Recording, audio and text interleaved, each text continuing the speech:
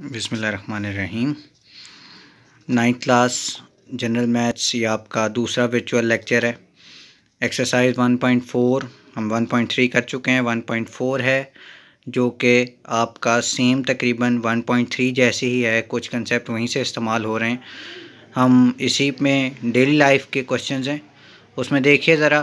Question number 1 है find the ratio of 6 rupees each to 72 rupees per dozen.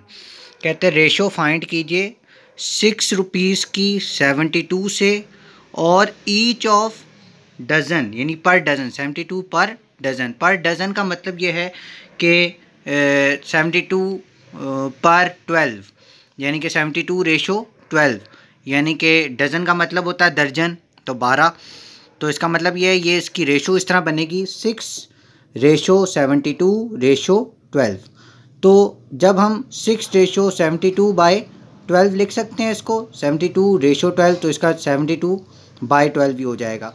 तो जब मैं 6 के नीचे कुछ नहीं है, तो मैं आपको पहले बता चुका हूँ 6 के नीचे कुछ नहीं है तो 1 होगा। 6 बाई 1 रेशो 72 बाई 12। 72 बाई 12 को आप कैसे कैंसिलेशन कर सकते हैं? 12 1 ज़ा 12, 12 6 ज़ा 72। तो 6 बाई 1 रेशो 6 बाई 1, तो 6 बाई 1 6 बाई 1 है, तो दोनों आपस में कैंसिल हो जाएंगे, रेशो है तो डिवाइड ही हो रहे हैं। तो 6 1 ज़ा 6, 6 1 ज़ा 6, 1 1 ज़ा 1, 1 1 ज़ा 1, तो 1 रेशो 1 ही इसका आंसर आ जाएगा। उसके बाद क्वेश्चन नंबर 2 है फाइंड द रेशो ऑफ 160 पर मीटर रुपीज़ 150 पर मीटर। देखिए रेशोज़ जो हैं वो एक ही यूनिट में हैं, सिर्फ रुपीज़ हैं दोनों, उनकी आपने रेशोज़ निकालनी है। 2 रुपीज़ की वैल्यूज़ हैं, रुपीज़ 160 पर मीटर, रुपीज़ 150 पर मीटर। तो सीधा सा क्वेश्चन है 160 रेशो 150, तो बस 160 रेशो 150 करेंगे तो 0 0 बस आपस में कैंसिल होंगे और कुछ भी कैंसिलेशन नहीं होती। 16 रेशो 15 इसका आंसर आ जाएगा। क्वेश्चन नंबर 3 है find the ratio of rupees 72 for 24 to rupees 4 each. ये सेम आपका क्वेश्चन नंबर 1 जैसा है, सेम वैसी रेशो बनेंगी जैसे मैंने बनाई हैं। ये मैं आपको समझाऊंगा नहीं, क्वेश्चन नंबर 1 जैसा ही है, सेम टू सेम वैसे ही इसकी कैलकुलेशन होनी है। उसके बाद हम आते हैं क्वेश्चन नंबर 4 की तरफ। 4 में है a square A has side 2 centimeter and a square B has side 6 centimeter. Find the ratio of। कहता है एक A स्क्वायर है और जाहिर सी बात है स्क्वायर है तो अंडरस्टूड सी बात है कि चारों साइड्स बराबर होंगी। स्क्वायर A है और स्क्वायर B है, और स्क्वायर A की एक साइड उसने आपको दी हुई है 2 सेंटीमीटर, तो उसका मतलब ये है चारों साइडें 2 सेंटीमीटर की हैं।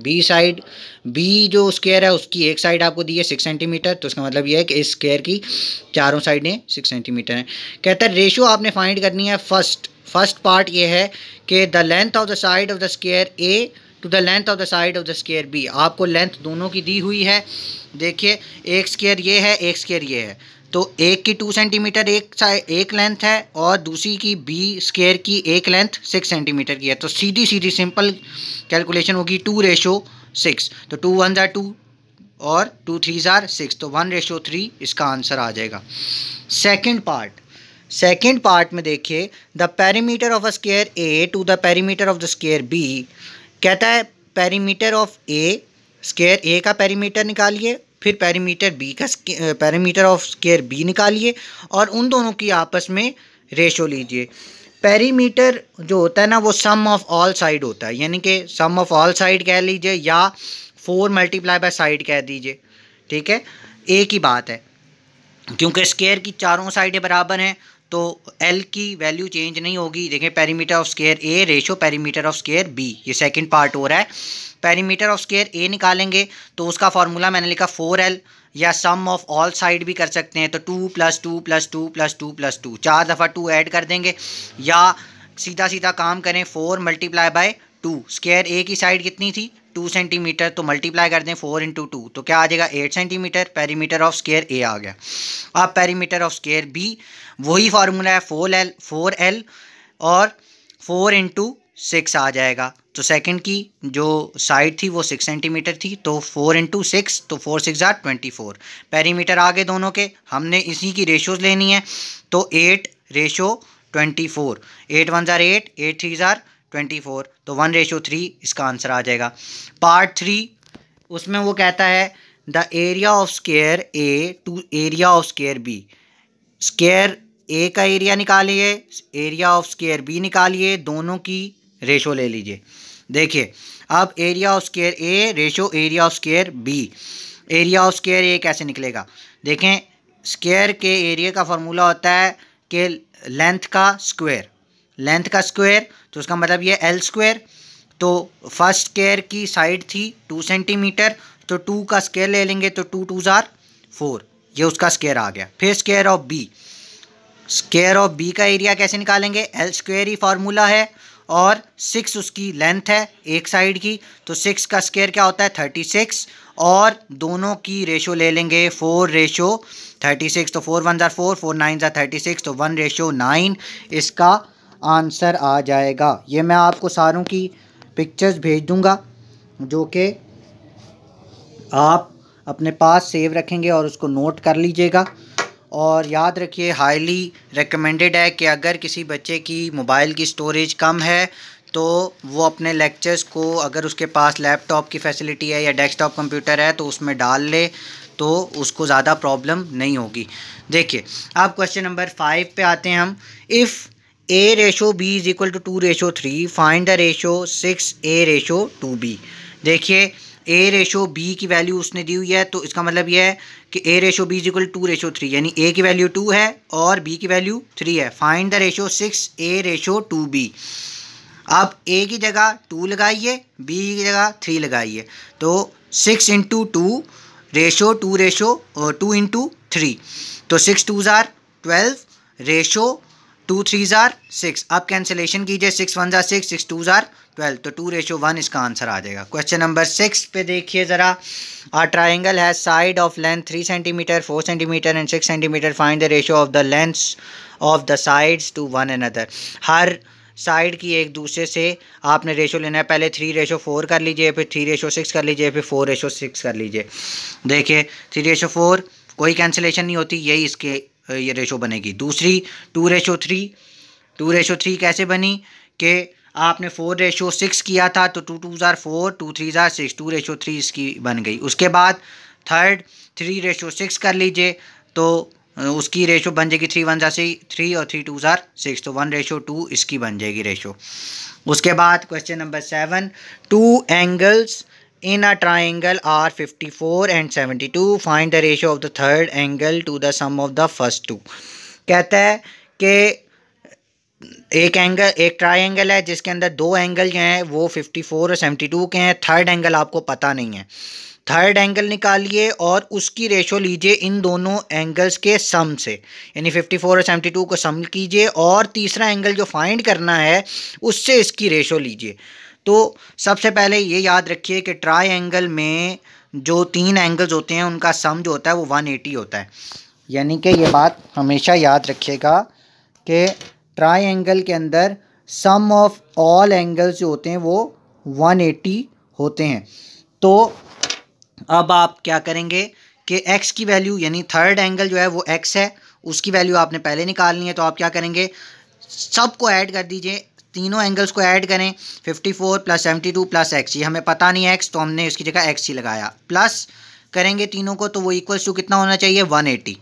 अब इन दोनों को ऐड करें तो ये बनता 126 + x, तो 126 इधर ऐड हो रहा है, वहाँ जाके माइनस हो जाएगा इक्वल्स की दूसरी साइड पर, तो वो कितना आ जाएगा? 54।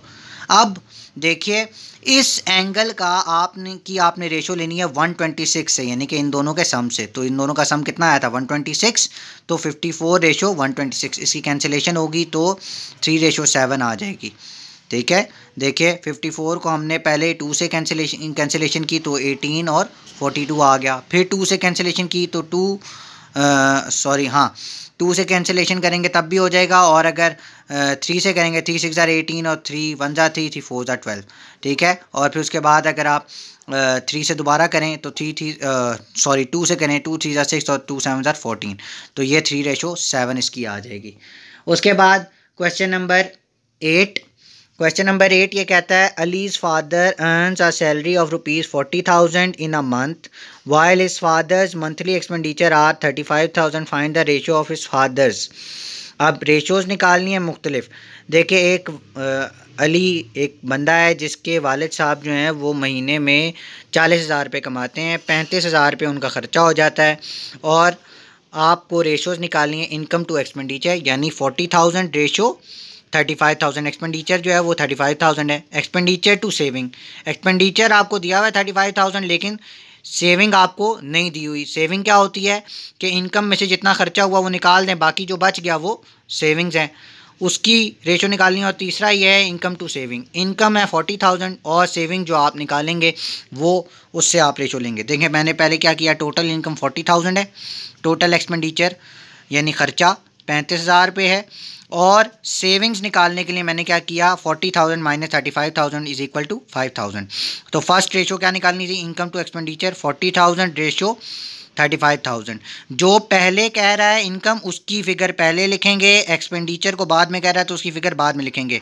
तो 40,000 रेशो 35,000, तो कैंसिलेशन होगी तो 30 से कैंसिल हो जाएंगे, और उसके बाद अगर आप 5 से कैंसिलेशन करें तो 5 8 40 रेशो 7 आ जाएगा।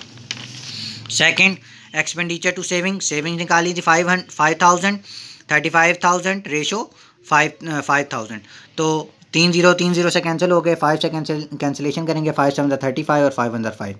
उसके बाद income to savings, income to savings में वही बात है, इनकम है 40,000 रेशो सेविंग्स कितनी है 5,000, तो 0 कैंसिल हो जाएंगे, 3 zeros, और वैसे ही कैंसिलेशन हो जाएगी जैसे आपकी होती है। उसके बाद क्वेश्चन नंबर 9 जो है वो मैं नहीं करूँगा। क्वेश्चन नंबर 9 आपका same as that of question number 4 के पार्ट 1 और पार्ट 3 जैसा है। ये देखिए मैंने यहाँ पर लिख भी दिया है। क्वेश्चन नंबर 9 के 2 पार्ट्स हैं, पार्ट नंबर 1 और पार्ट नंबर 2। इसका क्वेश्चन नंबर 4 जो same as question number 4 part 1, same as question number 4 part 3। जो सेकंड पार्ट है 9 का वो क्वेश्चन नंबर 4 के पार्ट 3 जैसा है। ये आप दोनों होमवर्क करेंगे, ये मैं नहीं करवाऊँगा, ठीक है। Question number 10, a family has 12 pets of which 6 are cats. एक फैमिली है जिसको पालतू जानवर पालने का बड़ा शौक़ है। 12 उसने पालतू जानवर रखे हुए हैं जिनमें परिंदे भी हैं, बिल्लियाँ भी हैं, कुत्ते भी हैं। तो बिल्लियाँ 6 हैं, कुत्ते 2 हैं, और बाकी जितने बच गए वो सारे परिंदे हैं, ठीक है। तो अब ज़रा क्वेश्चन नंबर 10 का पार्ट 1 देख लीजिए कि रेशो कैसे निकालनी है। रेशोज़ निकालनी है बर्ड्स टू डॉग, परिंदों की रेशो निकालनी है कुत्तों से, और फिर birds to pets, total pets जितने हैं उनसे रेशो निकालनी है। पहले तो बर्ड्स निकाल लेना हैं कितने। टोटल पेट्स हैं 12 पालतू जानवर हैं जिनमें से 6 बिल्लियाँ और जो कुत्ते हैं वो किधर गया, हाँ जी, कुत्ते जो हैं वो 2 हैं। तो टोटल बर्ड्स कितने आ जाएंगे, 12 में से आप इन दोनों को ऐड करके माइनस कर दें, 6 + 2 को माइनस कर दीजिए, तो 12 - 8, तो बाकी जो बच गए वो 4, वो क्या हैं, परिंदे हैं। बर्ड्स टू डॉग निकालना है तो 4 जो आपने निकाला है 4 रेशो, कुत्ते कितने थे 2, तो 4:2, तो 2 1 2 2 2 4, तो 2:1 इसका आंसर आ गया। उसके बाद birds to pets 4:12, total pets कितने थे 12, तो 4:12, 4 1 4, 4 3 12, तो 1:3 इसका आंसर आ जाएगा। ये आपकी एक्सरसाइज नंबर 1.4 ख़त्म हो गई है जो रेशो से रिलेट करती थी। Thank you very much.